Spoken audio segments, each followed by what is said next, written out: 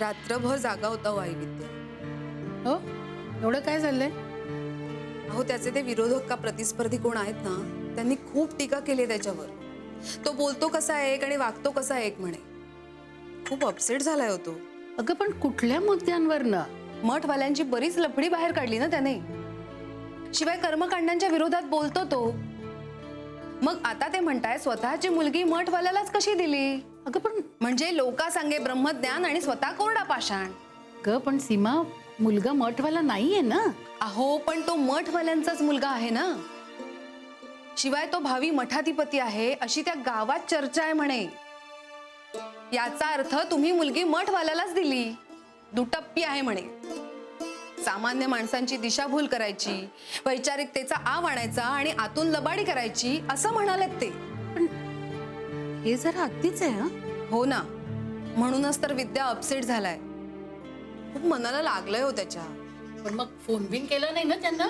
नाही नाही अहो, फोन करणार होता तो, मीच थांबवलं त्याला. चांगलं केलं. हो ना, मग म्हणाला बरं झालं थांबवलंस, आता सकाळी शांतपणे संपादकांशी बोलतो. कशा काय बातम्या काढतात नाही का ग? तेच तर, ह्याने लिहून लिहून काही कमी शत्रू निर्माण करून ठेवलेत का? अहो तरी मी याला सांगत असते, आपल्या पदरात एक मुलगी आहे ह्याचं जरा भान ठेव. अति खरं लिहायला आणि बोलायला जाऊ नकोस. कशाला लोकांना शहाणं करायला जायचं मी म्हणते. त्यांना व्हायचं तेव्हा होऊ दे ना. लोकांना जर का ह्या अशा बोवाबाजी करणाऱ्यांची कोठारं भरायची असतील तर आपण बोलून काही होणार आहे का? नाही ना. ह्या सगळ्याचा डूक धरून जर विद्याला किंवा आपल्यापैकी कोणाला काही केलं मग? नाही अगं, एवढं काही होणार नाही. हे बघ, आपण आपला विचार करतो पण तो तसं नाहीये. त्याला फक्त कुटुंबानी नाही समाजाने शहाणं व्हायला हवंय. लोकांनी शास्त्रीय पद्धतीने विचार करावा. देव श्रद्धेचा भाग असावा. देवाधर्माच्या नावाखाली व्यापार करणाऱ्यांच्या लबाडीला सामान्य लोकांनी फसू नये असं वाटतं त्याला. हो, पण ह्याच्यावर ज्यांचं पोट आहे ते डूक धरतात ना विद्यावर. हे बघ, धरला तर धरू दे. त्यांना घाबरून यांनी सत्य बोलणं सोडावं असं मला वाटत नाही सीमा. छान. आणि तुम्ही त्याला आता फूस लावता. त्याचं हे नको इतकं जहाल लिहिणं एखाद दिवशी आपल्याला महागात पडू नये म्हणजे झालं.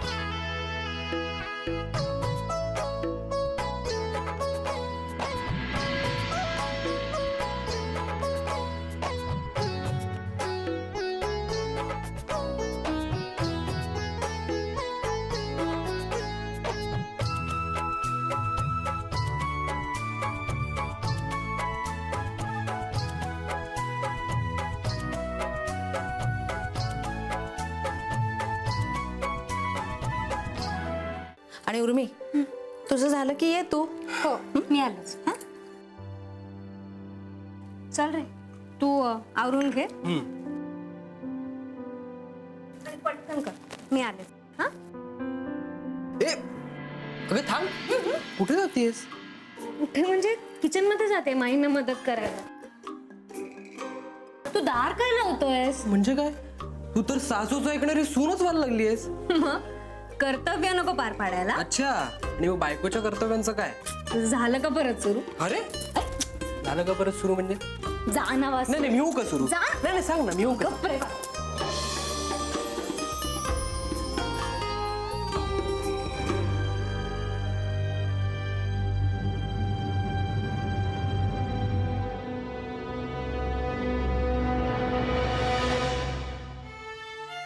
नंदिनी, काय झालं बाळा? कुठे काय? नाही, तुझा चेहरा असा ओढल्यासारखा का दिसतोय मग? काही नाही, जरा डोकं चढलंय. अरे सुखी बाबा, सुखी बाबा.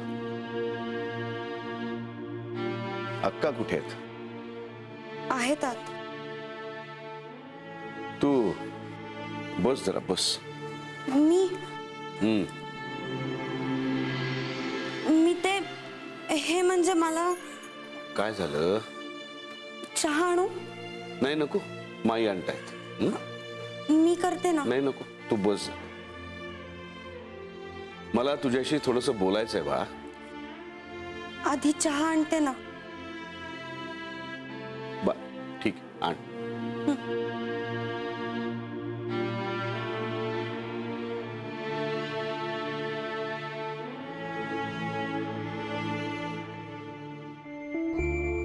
हा बघते. हा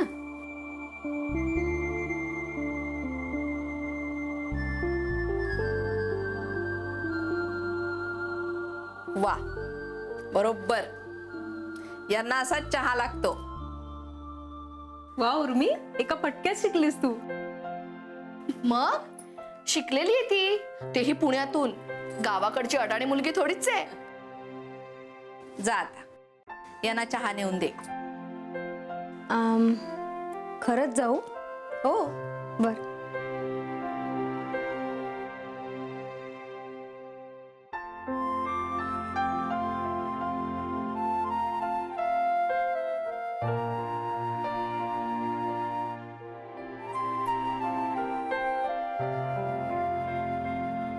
बरं हे बघ, दादांना पहिल्यांदा चहा देतेस, त्यामुळे खांद्यावरनं पदर घे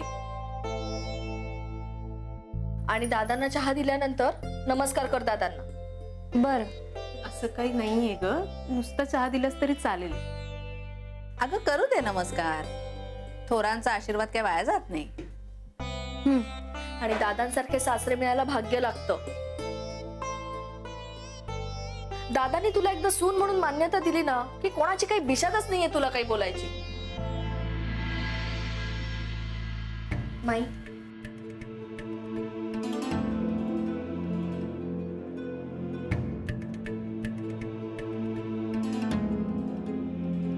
नंदिनी, अगं ये ना बाळा. डोकेदुखी कशी आहे तुझी? वाढली आहे. गोळी देऊ का मग? नको. बर, चहा घे, बरं वाटेल जरा. ये. नंतर येते मी. अगं अशी काय तू? आलीस काय, चाललीस काय? नाही, राहू दे. मी येते नंतर.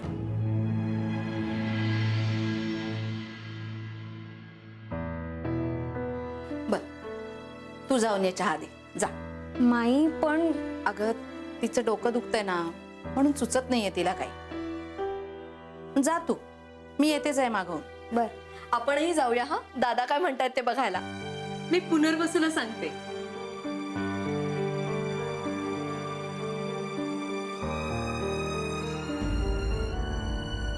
काय ग? माई, ते रागवणार नाहीत ना माझ्यावर?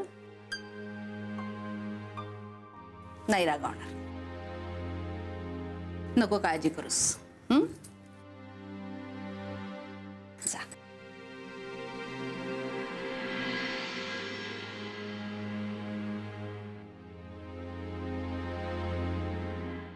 तुला कोण काय बोललंय स्पष्ट सांग.